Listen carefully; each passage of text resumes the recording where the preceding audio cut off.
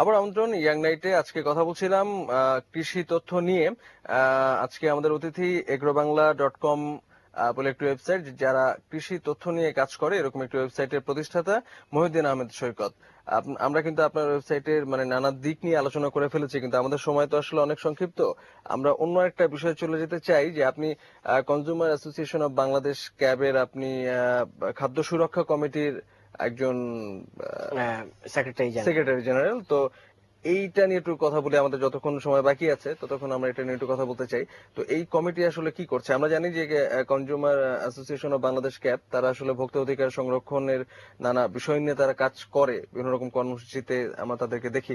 তো এই কমিটি আসলে কি কি করছে বা তারা আসলে কি ভাবছে? আসলে বর্তমানে তো ভেজাল একদম আমাদের সমাজে সবচেয়ে আলোচিত বিষয়। আমরা আসলে ভেজাল বিরোধী আন্দোলন যেটা, সেটাই আসলে একটু ভিন্ন উপায়ে করছি। আসলে আমরা আসলে জনসচেতনতা সৃষ্টি করতে যাচ্ছি।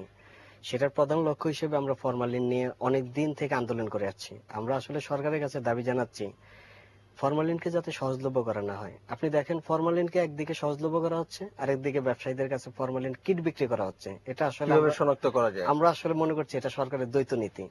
কারণ আপনি ফরমালিন সহজলভ্য করে দিবেন, আবার ফরমালিনকে শনাক্ত করার জন্য কিট বিক্রি করবেন, তাহলে আপনি কি কিটের ব্যবসা করছেন? আমরা বলছি না, আপনারা সেটা না করে আপনারা ফরমালিনকে এসিডের মতো নীতিমালায় নিয়ে আসুন।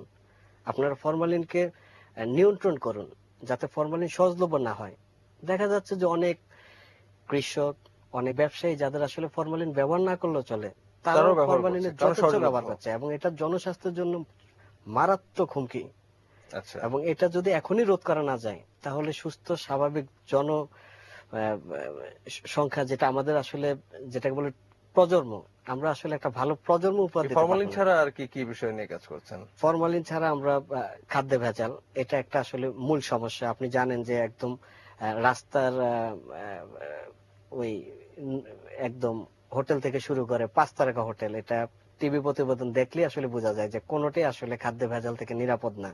তো ভেজাল খাদ্যের ব্যাপারটাতে আসলে একটা চক্র জড়িত, এবং যেটাতে আসলে এমন হচ্ছে যে একটা ব্যবসায়ী হয়তো ভেজাল আপেল বিক্রি করেন, উনি আসলে ফরমালিন দিয়ে আপেল বিক্রি করেন, কিন্তু দিন শেষে উনি যখন মিষ্টি বা অন্য কোন একটা পণ্য নিয়ে ওটাও ওটাও তো ভেজাল।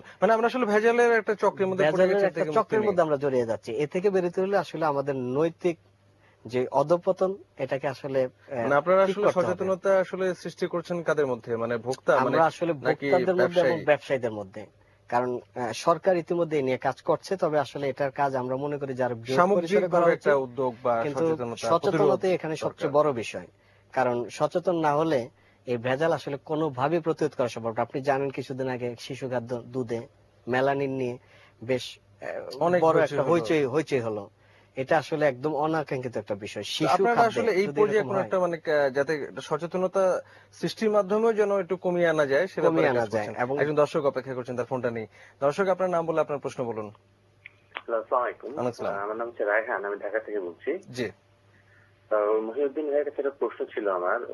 আমি আসলে আপনাদের অনুষ্ঠানটা দেখি ওই সাইটে ঢুকলাম আর কি। তো ঢুকে বিভিন্ন কন্টেন্ট দেখছিলাম যে কিভাবে চাষে হেল্প করা যায়। তো বেশ কন্টেন্ট রিচ মনে হলো জিনিসটা, এবং এই কন্টেন্ট গুলো আপলোড করতে বা বানাতে বা গ্রাফিক্স ডিজাইন করতে, টাইপ করতে, এটা প্রচুর অর্থায়নের দরকার লং টার্মে আর কি। তো লং টার্মে সাস্টেইনেবল করার জন্য, এটাকে ভায়াবল করার জন্য আপনাদের সাইটটা বা আপনাদের কনসালটেন্সি যে জিনিসটা, এই ব্যাপারে আপনারা কি কি ধারণা করছেন, এটাই ছিল আর কি আমার প্রশ্ন। অসংখ্য ধন্যবাদ দর্শক রাজেক আমাদের সঙ্গে থাকার জন্য, এবং উনি শুধু অনুষ্ঠান দেখছেনই না, উনি কিন্তু আপনাদের সাইটটাও ভিজিট করে এসেছেন। আপনার জবাবটা বলুন। উনি আসলে খুব সুন্দর একটা প্রশ্ন করেছেন যে আমাদের সাইটটা ফিনান্সিয়াল, আসলে অর্থনৈতিক দিকটা আসলে উনি তুলে ধরেছেন। আপাতত অর্থনৈতিক দিকটা আমি এর আগে বলেছি যে এটা আসলে এখন পর্যন্ত আমরাই আসলে অর্থনৈতিক দিকটা বিয়ার করে আসছি। আমরা যারা উদ্যোক্তা, যারা এটা নিয়ে কাজ করছি, তারাই করছি। এবং যেহেতু আমরা আইটি এক্সপার্ট, সেহেতু আইটিতে আসলে কোনো টাকা পয়সা আমাদের ওইরকম ভাবে লাগছে না, শুধু তথ্য সংগ্রহ করার জন্য সেটা লাগছে।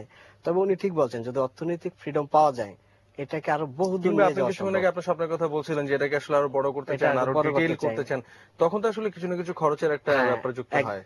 ঠিক বলেছেন। এবং সে ব্যাপারে আসলে আমার মনে হয় যে আমরা যেভাবে এগোচ্ছি, হয়তো আমরা কোন উদ্যোক্তা অচিরে পেয়ে যাব, বা হয়তো পৃষ্ঠপোষক আমরা পাবো। আমাদের এই ব্যাপারে আপনারা এখন ভাবছেন না, ভবিষ্যতে হয়তো পেয়ে যাবেন, এই ব্যাপারে আশাবাদী। আচ্ছা, আমাদের আসলে অনুষ্ঠানের একদম সময় শেষ। আপনার সঙ্গে আরো অনেক কিছু নিয়ে আলোচনা করবার ছিল, কিন্তু যেহেতু সময় শেষ, আজকে হবে না, আরেকদিন হয়তো আমরা সুযোগ পেলে হয়তো এই বিষয়ে আরো বিস্তারিত কথা বলবো। আজকের অনুষ্ঠানে আসার জন্য আবার আপনাকে ধন্যবাদ। জি, আপনাকেও ধন্যবাদ এবং এটিএন নিউজকে ধন্যবাদ।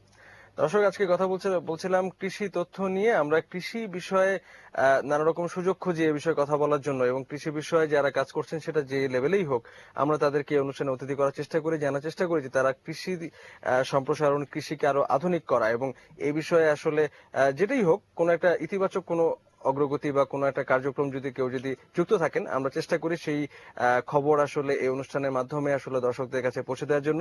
আপনার কাছে যদি এই ধরনের কোনো তথ্য থাকে, যিনি কাজ করছেন, বা কোনো উদ্যোগ যদি আপনার চোখে পড়ে, অবশ্যই আমাদেরকে জানান। আমরা এই বিষয়ে এই অনুষ্ঠানে আলোচনা করার চেষ্টা করব।